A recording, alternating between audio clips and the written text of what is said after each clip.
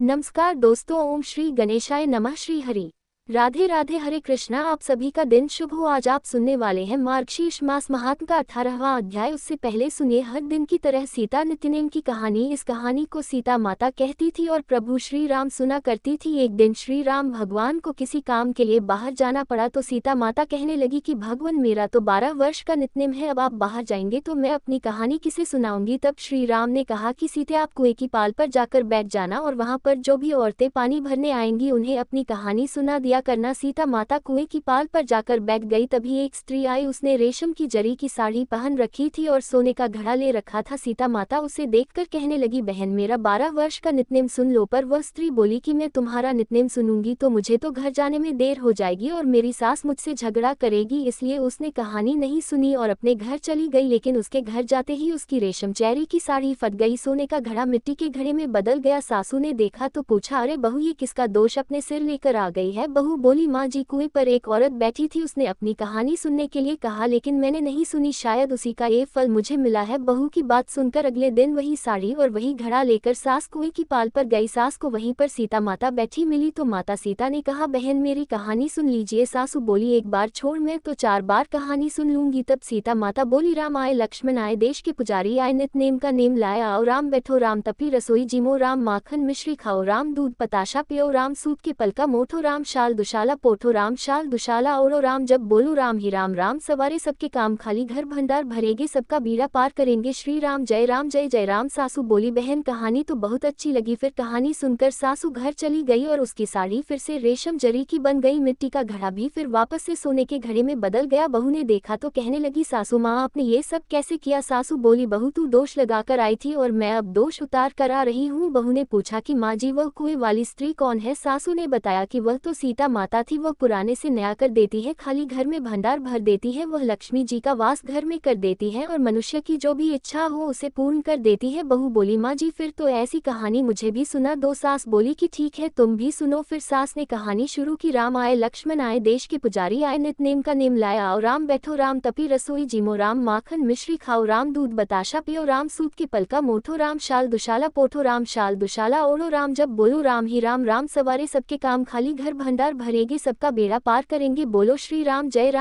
राम। कहानी सुनकर बहू बोली, माँ जी, कहानी तो बहुत अच्छी है। सासू ने कहा, ठीक है, अब से हम इस कहानी को रोज किया करेंगे। अब सास बहू रोज सवेरे उठती, नहाती धोती और पूजा करने के बाद नित्य नेम की सीता माता की कहानी कहती थी। एक दिन की बात है, उनके यहाँ पड़ोस की एक औरत आए और बोली कि बहन जरा सी आंच तो देना। तो बहू बोली कि आज तो अभी हमने जलाए ही नहीं। पड़ोसन बोली, तो फिर तुम सुबह 4 बजे से उठकर क्या कर रही हो। तो उन्होंने कहा कि हम तो सुबह सुबह उठकर पूजा करते हैं, फिर सीता माता की नित्यनेम की कहानी कहते हैं। पड़ोसन ने उनकी बात सुनकर फिर कहा कि सीता माता की कहानी कहने से तुम्हें क्या मिला। तब वे दोनों बोली कि सीता माता की कहानी कहने से घर में भंडार भर जाते हैं, सारे काम पूर्ण हो जाते हैं, मन की इच्छा भी पूरी होती है। पड़ोसन ने कहा, बहन अगर ऐसा है तब तो फिर मुझे भी कहानी सुना दो। तब बहू बोली कि ठीक है, तुम भी यह कहानी सुन लो। राम आए, लक्ष्मण आए, देश के पुजारी आए, नित्यनेम का नेम लाया आओ, राम बैठो, राम तपी रसोई जिमो, राम माखन मिश्री खाओ, राम दूध बताशा पियो, राम सूत के पलका मोठो, राम शाल दुशाला पोठो, राम शाल दुशाला ओढ़ो, राम जब बोलो राम ही राम, राम सवारे सबके काम खाली, घर भंडार भरेगे, सबका बेड़ा पार करेंगे, श्री राम जय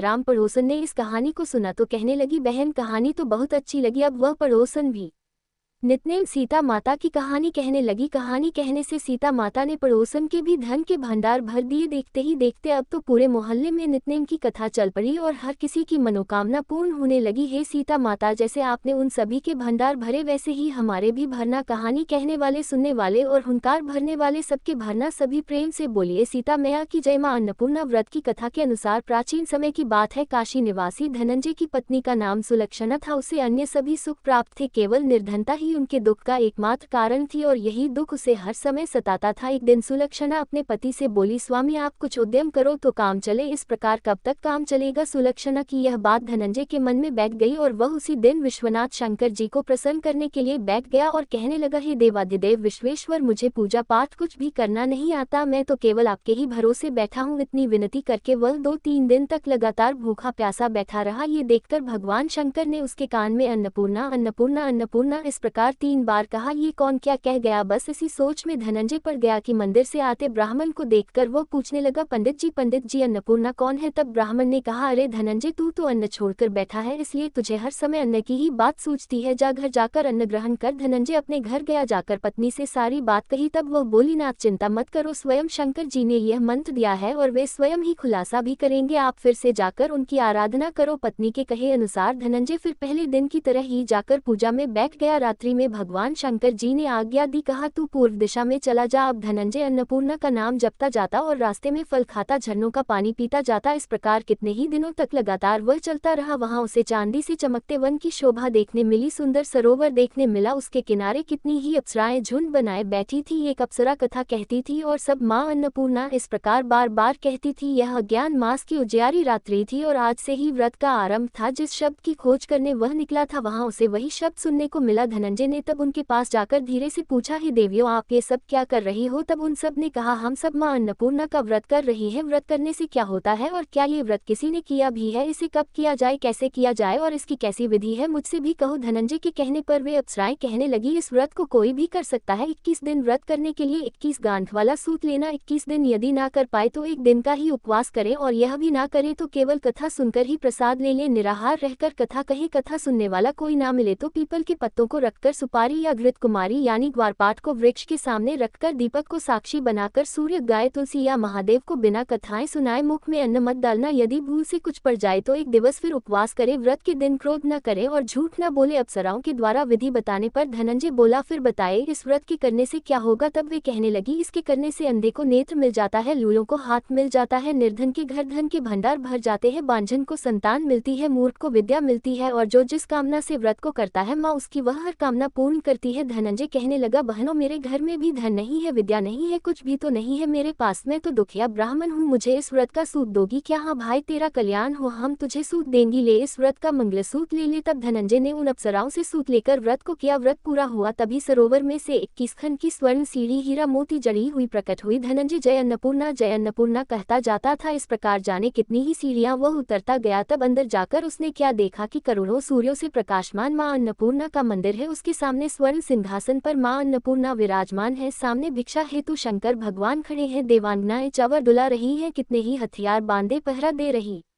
है। धनंजय दौड़कर मां जगदम्बा के चरणों में गिर पड़ा। देवी उसके मन का दुख जान गई। धनंजय हाथ जोड़कर कहने लगा, माता, आप तो अंतर्यामिनी है, आपको मैं अपनी दशा भला क्या बताऊं, आप तो सब कुछ जानती हैं। तब माता बोली, तुमने मेरा व्रत किया है, जा संसार तुम्हारा सत्कार करेगा। माता ने धनंजय के जिह्वा पर बीज मंत्र लिख दिया। अब तो उसके रोम रोम में विद्या प्रकट हो गई। इतने में क्या देखता है कि वह काशी विश्वनाथ के मंदिर में खड़ा है। माँ का वरदान लेकर धनंजय घर आया। अपनी पत्नी सुलक्षणा से सारी बात कही। माता जी की कृपा से उसके घर में धन संपत्ति उमड़ने लगी। छोटा सा घर बहुत बड़ा गिना जाने लगा। जैसे शहद के छत्ते में मक्खियां जमा हो जाती है, उसी प्रकार अनेक सगे संबंधी आकर उसकी पढ़ाई करने लगे। कहने लगे, इतना धन और इतना बड़ा घर, सुंदर संतान नहीं है तो फिर इस कमाई को कौन भोगेगा। सुलक्षणा से तो कोई संतान हुई नहीं, इसलिए तुम दूसरा विवाह कर लो। अनच्छा होते हुए भी धनंजय को दूसरा विवाह करना पड़ा और सती सुलक्षणा को सौतन का दुख झेलना पड़ा। इस प्रकार धीरे धीरे दिन बीतते गए। फिर अगेन मास आया। नए बंधन से बंधे पति से सुदक्षिणा ने कहलवाया कि इस व्रत के प्रभाव से ही हम सुखी हुए हैं, इस कारण यह व्रत छोड़ना नहीं चाहिए। यह माता जी का प्रताप है जो हम इतने संपन्न और सुखी हुए हैं। सुलक्षणा की बात सुनकर धनंजय उसके यहाँ आया और व्रत में बैठ गया। नई बहू को इस व्रत के बारे में कुछ भी पता नहीं थी। वह तो धनंजय के वापस घर लौटने की राह देख रही थी। दिन बीतते गए और व्रत पूर्ण होने में केवल 3 दिन बाकी थे कि तभी नई बहू को खबर मिल गई। उसके मन में ईर्ष्या की ज्वाला दहक रही थी। वह सुलक्षणा के घर आ धमकी और उसने वहां भगदड़ मचा दी और वह मारी क्रोध के धनंजय को अपने साथ लिवा ले गई। नए घर में धनंजय को थोड़ी देर के लिए निद्रा न दबाया, वह गहरी नींद सो गया और ठीक उसी समय नई बहू ने उसका व्रत का सूत तोड़कर आग में फेंक दिया। अब तो माता जी का कोप जाग गया। इधर माता क्रोधित हुई और उधर उसके घर में अचानक आग लग गई। सब कुछ जलकर खाक हो गया। सुलक्षणा जान गई और पति को फिर अपने घर ले आए। नई बहू रूठ अपने पिता के घर जा बैठी। पति को परमेश्वर मानने वाली सुलक्षणा बोली, नाथ घबराना नहीं, माता जी की कृपा अलौकिक है, पुत्र को पुत्र हो जाता है पर माता कभी कुमाता नहीं होती, इसलिए आप श्रद्धा और भक्ति से आराधना शुरू करो, वे हमारा कल्याण जरूर करेगी। धनंजय फिर फिर माता के पीछे पड़ गया। फिर वही सरोवर सीढ़ी प्रकट हुई और उसमें वह माँ अन्नपूर्णा कहकर उतर गया। वहां जाकर माता के चरणों में करुण क्रंदन करने लगा, विलाप करने लगा। माता प्रसन्न होकर बोली, यह मेरी स्वर्ण की मूर्ति ले, उसकी पूजा करना, तू फिर सुखी हो जाएगा। जा, तुझे मेरा आशीर्वाद है। तेरी पत्नी सुलक्षणा ने श्रद्धा से मेरा व्रत किया है, उसे मैंने पुत्र का वरदान दिया है। धनंजय ने आंखें खोली तो खुद को काशी विश्वनाथ के मंदिर में खड़ा पाया। वहां से फिर उसी प्रकार वह घर को आया। इधर सुलक्षणा गर्भवती हुई और 9 महीने पूरे होते ही उसके यहाँ जहाँ पुत्र का जन्म हुआ, गांव में आश्चर्य की लहर दौड़ पड़ी। अब तो गांव में जिसकी कोई भी कामना होती वही मनौती मांगने लगता और इस तरह सभी लोगों की मनोकामनाएं पूर्ण होने लगी। इस तरह उसी गांव के निसंतान सेठ के पुत्र होने पर उसने माता अन्नपूर्णा का मंदिर बनवा दिया। उसमें माताजी धूमधाम से पधारी, यज्ञ हुआ और धनंजय को मंदिर के आचार्य का पद दे दिया गया। जीविका के लिए मंदिर की दक्षिणा और रहने के लिए बड़ा सुंदर सा भवन भी दिया गया। धनंजय पत्नी और पुत्र सहित वहां सुख से रहने लगा। माताजी के चढ़ावे में भरपूर आमदनी होने लगी। उधर नई बहू के पिता के घर डाका पड़ गया, सब कुछ लुट गया और वे भीख मांगकर अपना पेट भरने लगे। सुलक्षणा ने जब ये सुना तो उन्हें बुलावा भेजा और उनके आने पर उन्हें अलग घर में रख लिया और उनके अन्न वस्त्र का प्रबंध भी कर दिया। धनंजय, सुलक्षणा और उसका पुत्र माताजी की कृपा से आनंद से रहने लगे। माताजी ने जैसे उनके भंडार भरे वैसे सबके भंडार भरे। सभी प्रेम से बोले, अन्नपूर्णा माता की जय। अब सुनिए आज का महात्म्य। श्री नारायण कहते हैं, नारद, जब वायु से सुवासित चंदन निर्मित और फूलों से बिछी हुई शैया पर राधिका जी सो गई, जो कि कुछ क्षण पहले तक श्री कृष्ण के विरह से अत्यंत दुखी होकर मूर्छित हो गई थी, तब बहुत प्रकार से श्री कृष्ण ने राधिका जी को समझाया और उन्हें उस श्राप की भी याद दिलाई जो कि श्रीदामा ने उनके पूर्व जन्म में उन्हें दिया था। जब राधिका जी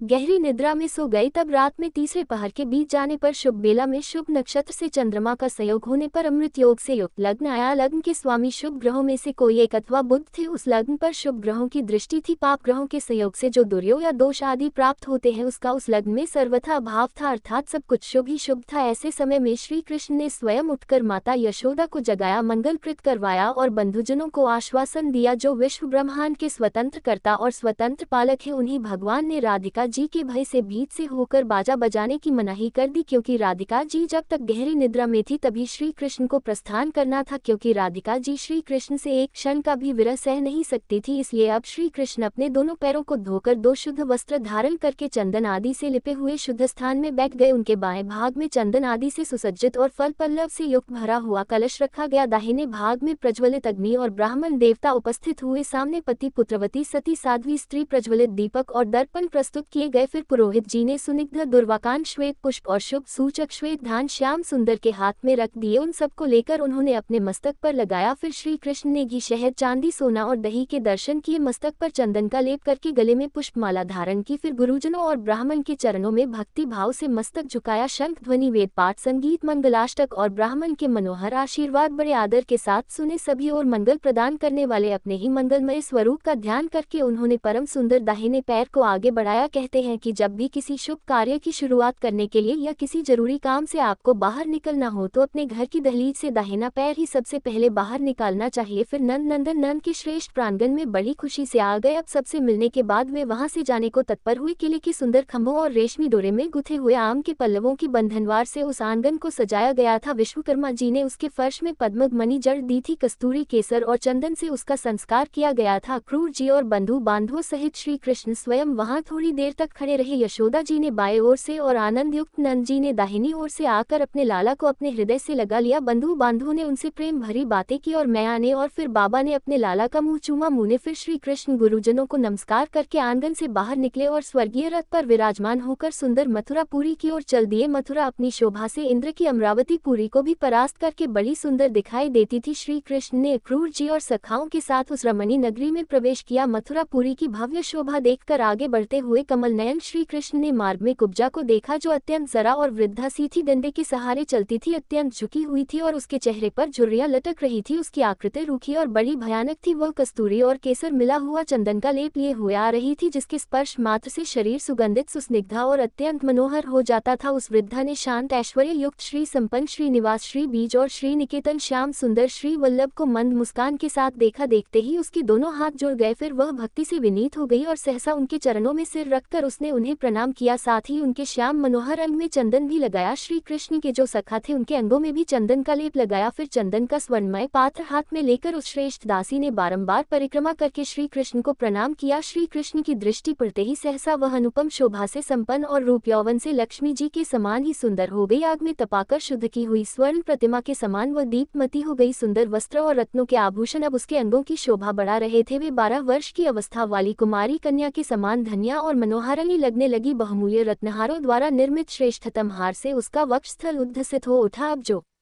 कुछ क्षण पहले झुकी हुई वह चलती थी, अब गजराज की तरह मंदगति से चलने लगी। रत्नों के मंजीर उसके चरणों की शोभा बढ़ाने लगे। उसके ललाट में सिंदूर की बेंदी लगी हुई थी जो अनार के फूल की तरह लाल थी। मुँह ने सुंदरी कुब्जा मन वाणी और शरीर से श्री कृष्ण के चरणों के ही चिंतन और आराधना में लगी हुई थी। वह तो निरंतर यही सोचती रहती थी कि कब श्री कृष्ण का शुभ आगमन होगा और कब मैं उनके मनोहर मुखचंद्र के दर्शन कर पाऊंगी। उसे तो सारा जगत सदा श्री कृष्ण में ही दिखाई देता था। कुब्जा को विदा करने के बाद श्री कृष्ण ने एक मनोहर माली को देखा जो मालाओं का समूह लेकर राजभवन की ओर जा रहा था। उसने भी श्रीकांत को देखकर पृथ्वी पर माथा टेककर उन्हें प्रणाम किया और अपनी सारी मालाएं परमात्मा श्री कृष्ण को ही अर्पित कर दी। श्री कृष्ण ने उसे अत्यंत दुर्लभ दास्य भाव का वरदान दे दिया और उसकी लाई गई मालाएं पहनकर उस सुंदर राजमार्ग पर वे आगे बढ़ गए। फिर रास्ते में उन्हें एक धोबी दिखाई दिया जो कि वस्त्रों का गट्ठर लेकर जा रहा था। वह बड़ा बलवान और अहंकारी था। यौवन के मद से उन्मत्त होकर वह सदा उदंतापूर्ण व्यवहार किया करता था। महामुनि श्री कृष्ण ने उससे विनयपूर्वक वस्त्र मांगा। अब उसने उन्हें वस्त्र तो दिया नहीं बल्कि उल्टे कठोर बातें सुना डाली। धोबी बोला, ओ मूर्ख, तू गोपजनों का लाडला है। ये वस्त्र गाय के चरवाहों के लायक नहीं है। ये वस्त्र तो अत्यंत दुर्लभ और केवल राजाओं के लिए ही है। धोबी की यह बात सुनकर मधुसूदन हंसने लगे, बलदेव जी, अक्रूर जी और बाकी सखा भी हंसने लगे। श्री कृष्ण ने फिर एक ही तमाचे में उस धोबी का काम तमाम करके कपड़ों का वह गट्ठर उससे ले लिया और सखाओं सहित अपनी रुचि के अनुसार वस्त्र धारण कर लिए। वह धोबियों का सरदार फिर दिव्य देह धारण करके श्री कृष्ण पार्षदों से विभूषित रत्नमय विमान द्वारा गोलोक को चला गया। उसका वह दिव्य शरीर अक्षय यौवन से युक्त, जरा और मृत्यु का निवारक श्रेष्ठ पीतांबर से युक्त था। गोलोक में पहुंचकर वह भी वही के पार्षदों में से एक पार्षद हो गया। वहां अपने मन को वश में रखकर वह नित्य निरंतर श्री कृष्ण के शुभागमन का चिंतन करता रहता था। इधर मथुरा में सूर्यदेव अस्ताचल को चले गए, अर्थात सूर्यदेव अस्त हो गए। तब श्री कृष्ण की आज्ञा लेकर अक्रूर जी अपने घर को गए और श्री कृष्ण भी बलदेव जी और अपने सखा आदि के साथ बड़े आनंद से किसी वैष्णव के घर गए जो कपड़ा पुण्य का व्यवसाय किया करता था। उसने अपना सब कुछ भगवान को समर्पित कर रखा था। उस भक्त ने श्री कृष्ण को प्रणाम करके उनका पूजन किया। फिर भगवान ने उसे अपना वह दास्य भाव प्रदान किया जो ब्रह्मादि देवताओं के लिए भी अत्यंत दुर्लभ है। वहां उत्तम मिष्ठान भोजन करके सब लोग पलंग पर सो गए। फिर श्री कृष्ण कुब्जा के घर पधारे। उसने उनका स्वागत किया। भगवान ने उसे बताया कि प्रिय श्री राम, अवतार के समय तुमने मेरे लिए कठिन तपस्या की थी, इसलिए अब मुझसे मिलकर जरा मृत्यु रहित और अत्यंत दुर्लभ मेरे परमधाम गोलोक को जाओ। उसी समय गोलोक से एक दिव्य रथ वहां आया और कुब्जा दिव्य देह धारण करके उसी के द्वारा गोलोक को चली गई। मुने वह वही चंद्रमुखी गोपी हो गई और कितनी ही गोपियां उसकी परिचारिका हो गई। भगवान नंद नंदन भी क्षण भर कुब्जा के यहाँ ठहरकर पुनः अपने निवास मंदिर में लौट आए जहाँ नंद जी सानंद विराजमान थे। उधर भय विम्बल कंस ने रात को नींद न आने पर दुखद स्वप्न देखा जो उसकी मृत्यु का सूचक था। उसने देखा सूरज आकाश से गिरकर पृथ्वी पर पड़ा है, उसके 4 टुकड़े हो गए हैं। मुने इसी तरह चंद्रमंडल भी आकाश से पृथ्वी पर गिरकर 10 टुकड़ों में बटा हुआ दिखाई दिया। उसने कुछ ऐसे पुरुष भी देखे जिनकी आकृति विकृत थी, वे हाथों में रस्सी लिए नंग धड़ंग दिखाई देते थे। एक विधवा शूद्री भी दिखाई दी जो कि वस्त्रहीन थी और जिसकी नाक कटी हुई थी। वह हंसती थी, उसने चूने का तिलक लगा रखा था और उसके सफेद और काले बाल ऊपर की ओर उठे हुए थे। वह एक हाथ में तलवार और दूसरे में खपर लिए हुए थी। उसकी जीभ लपलपा रही थी और उसके गले में मुंडमाला पड़ी हुई थी। फिर उसने टेढ़ी मेढ़ी कौड़ी मरघट अर्ध जला काट सूखी हुई लकड़ी कुछ दिन के चलता हुआ धर मुर्दे का चिल्लाता हुआ मस्तक आग से जला हुआ स्थान भस्म युक्त सूखा तालाब जली हुई मछली लोहा दाबनल से जलकर बुझे हुए वन गलित कोर से युक्त वस्त्रहीन शतरद्र और अपनी शिखा अर्थात चोटी खोले हुए अत्यंत रोष से भरकर श्राप देते हुए ब्राह्मण और गुरु और अत्यधिक कुपित हुए सन्यासी योगी और वैष्णव मनुष्यों को भी देखा। ऐसा दुस्वप्न देखकर कंस की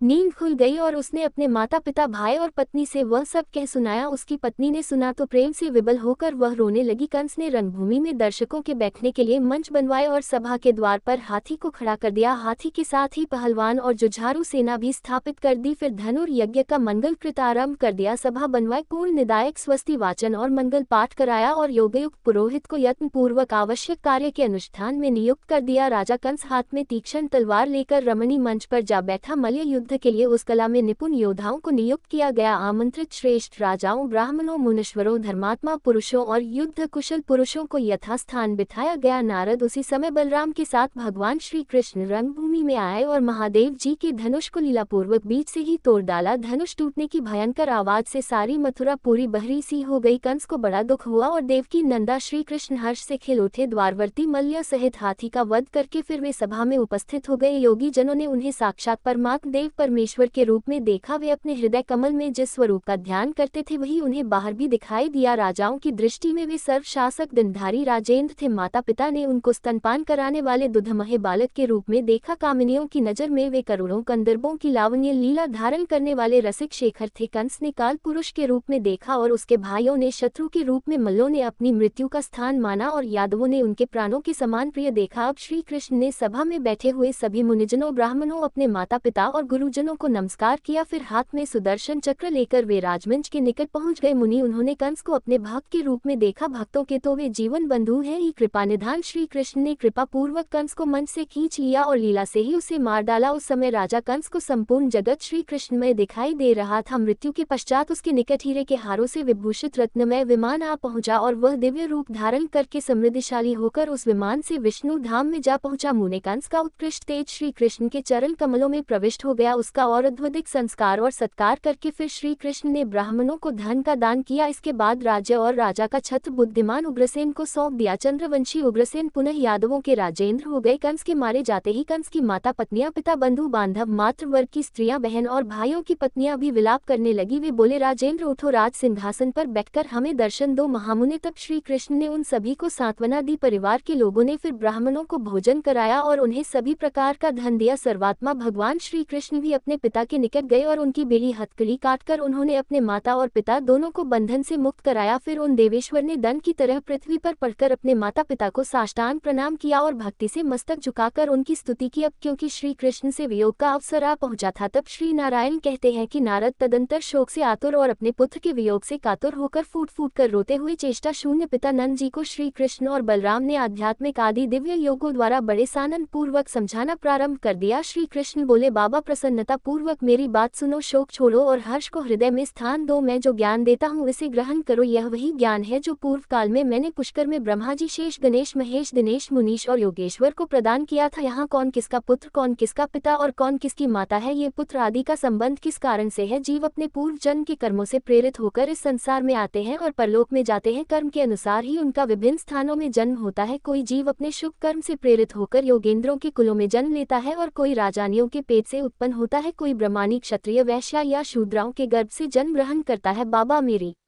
माया से मोहित हुए पापी जन मुझे नहीं जान पाते हैं। मैं सब जंतुओं का आत्मा हूँ, परंतु दुर्बुद्धि और दुर्भाग्य से वंचित पापग्रस्त जीव मुझ अपने आत्मा का भी आदर नहीं करते। जहाँ मैं हूँ उसी शरीर में सब शक्तियाँ और भूख प्यास आदि है। मेरे निकलते ही सब उसी तरह निकल जाते हैं जैसे राजा के पीछे पीछे उसके सेवक निकल जाया करते हैं। हे ब्रजराज नंद जी, मेरे बाबा, इस ज्ञान को हृदय में धारण करके ब्रज को जाओ और राधा और यशोदा मैया को भी इसका उपदेश दो। इस ज्ञान को भली भांति समझकर नंद जी फिर अपने अनुगामी ब्रजवासियों के साथ ब्रज को वापस लौट गए। वहां जाकर उन्होंने उन दोनों नारी शिरोमणियों से अर्थात यशोदा जी और राधिका जी से उस ज्ञान की चर्चा की। नारद वह महाज्ञान पाकर सब लोगों ने फिर अपना शोक त्याग दिया। श्री कृष्ण यद्यपि निर्लिप्त है फिर भी माया के स्वामी है, इसीलिए माया से अनुरक्त जान पड़ते हैं। यशोदा जी ने फिर से निंद्राज जी को माधव के पास भेजा। उनकी प्रेरणा से फिर आकर नंद जी ने ब्रह्मा जी के द्वारा किए गए सामवेदोक्त स्तोत्र से श्री कृष्ण की स्तुति की। फिर वे पुत्र के सामने खड़े होकर बार बार रोने लगे। नंद जी की स्तुति सुनकर जगदीश्वर बहुत संतुष्ट हुए। नंद बाबा विरह की अग्नि से व्याकुल होकर गोकुलसुर के पास आए थे। श्री भगवान ने उनसे इस प्रकार फिर कहा कि बाबा, शोक और भ्रम को छोड़ दो और ब्रज को लौट जाओ। वहां जाकर सबको प्रसन्न करो। मैं जो परम सत्य ज्ञान बता रहा हूँ उसे सुनो। ये ज्ञान शोक ग्रंथि को दूर करने वाला है, हर प्रकार के शोक का नाश करने वाला है। ऐसा कहकर पंचभूतों का वर्णन करते हुए श्री कृष्ण ने नंद बाबा को उत्तम ज्ञान का उपदेश दिया और फिर अंत में कहा, तात मेरे भक्तों का कहीं अमंगल नहीं होता। मेरा सुदर्शन चक्र प्रतिदिन उनकी सब ओर से रक्षा करता है। मेरी यह बात यशोदा मैया से गोपियों से और गोपगणों से भी कह देना उन सबके साथ शोक को त्याग देना। अच्छा अब घर को जाओ। ऐसा कहकर भगवान श्री कृष्ण यादवों की सभा में मौन हो गए। तब आनंद मगन नंद जी ने पुनः उनसे पूछा, हे गोविंद, मैं तो मूर्ख हूँ और तुम वेदों के उत्पादक हो, मुझे ऐसा लौकिक ज्ञान बताओ जिससे मैं तुम्हारे चरणों को प्राप्त कर सकूं। तब श्री कृष्ण ने कहा, तात मैं आपको वो परम अद्भुत ज्ञान प्रकट करता हूँ जो वेदों में अत्यंत गोपनीय और पुराणों में भी अत्यंत दुर्लभ है। कुलटा स्त्रियां मोक्ष मार्ग के द्वार को ढकने के लिए अर्गलाएं हैं, भ्रम और माया की सुंदर भूमियां हैं, उन पर कभी विश्वास नहीं करना चाहिए। ब्रजराज असाध्वी स्त्रियां हरि भक्ति के विरुद्ध होती है, वे नाश की बीज रूपा है, उन पर विश्वास करना बिल्कुल भी उचित नहीं है। प्रतिदिन प्रातः काल उठकर रात में पहने हुए कपड़ों को त्याग दे और हृदय कमल में इष्ट देव का ध्यान और ब्रह्मरंध्र में परम गुरु का चिंतन करे। मन ही मन उनका चिंतन करके प्रातः कालिक सभी कर्म पूर्ण करने के बाद बुद्धिमान पुरुष निश्चय ही निर्मल जल में स्नान करे। कर्म का उच्छेद करने वाला भक्त कोई कामना या संकल्प नहीं किया करता, वह स्नान करके भगवान का ध्यान करता है और संध्या करके घर को लौट जाता है। दरवाजे पर दोनों पैर धोकर वह घर में प्रवेश करे और धुले हुए 2 वस्त्र अर्थात धोती चादर धारण करके मोक्ष के कारण भूत मुझ परमात्मा का ही पूजन करे। शालिग्राम मणि यंत्र प्रतिमा जल ब्राह्मण गौ तथा गुरु में सामान्य रूप से मेरी स्थिति मानकर इनमें कहीं भी मेरी पूजा करनी चाहिए। कलश में अष्टदल कमल में या चंदन निर्मित पात्र में भी मेरी पूजा की जा सकती है। सर्वत्र पूजन के समय आह्वान करें, परंतु शालिग्राम शिला में और जल में पूजा करनी हो तो आह्वान न करें। मंत्र के अनुरूप ध्यान का श्लोक पढ़कर मेरा ध्यान करने के बाद व्रती पुरुष शोस्चार की सामग्री क्रमशः अर्पित करें और भक्ति भाव से मूल मंत्र द्वारा मेरी पूजा करें। मेरे साथ ही प्रथम आवरण में श्रीदामा, सुदामा, वसुदामा, वीरभानु और शूरभानु इन 5 गोपों का भी पूजन करें। फिर सुनंद, नंद, कुमुद और सुदर्शन इन पार्षदों का, लक्ष्मी, सरस्वती, दुर्गा, राधा, गंगा और पृथ्वी इन देवियों का, गुरु, तुलसी, शिव, कार्तिकेय और विनायक जी का तथा नवग्रहों और 10 दिग्गपालों का सब दिशाओं में विद्वान पुरुष पूजन करे। सबसे पहले विघ्न निवारण के लिए गणेश जी, सूर्य, अग्नि, विष्णु, शिव और पार्वती जी इन 6 देवताओं का पूजन करना चाहिए। यह वेदोक्त देवता कर्म बंधन को काटने वाले और मोक्ष प्रदान करने वाले हैं। हे ब्रजराज मेरे बाबा, अब आप ब्रजभूमि में जाकर प्रत्येक ब्रज में ब्राह्मणों को भोजन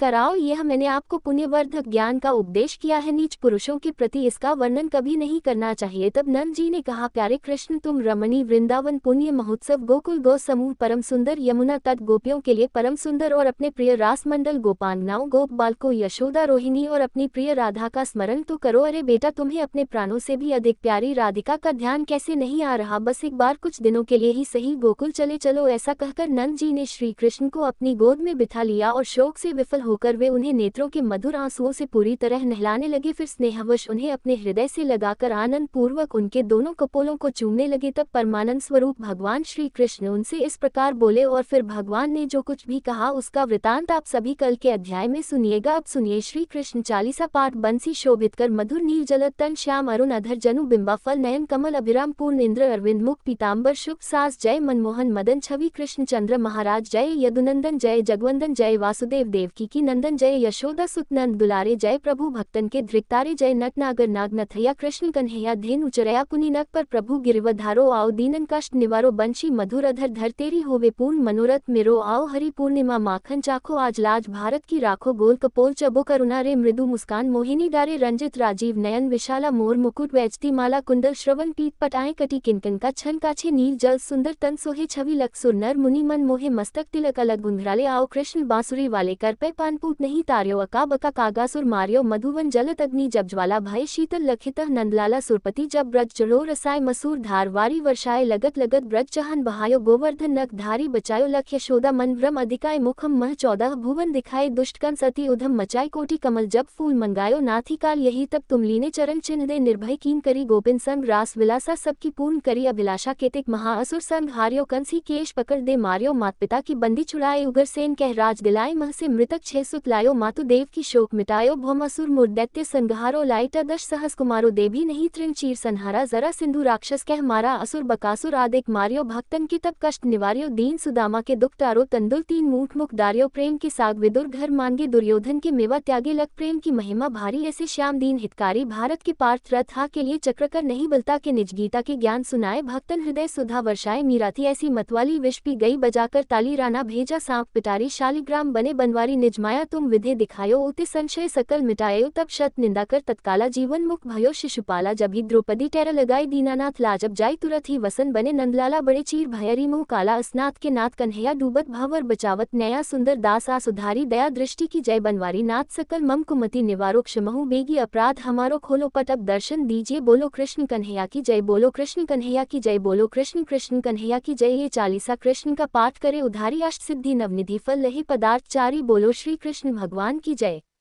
धन्यवाद।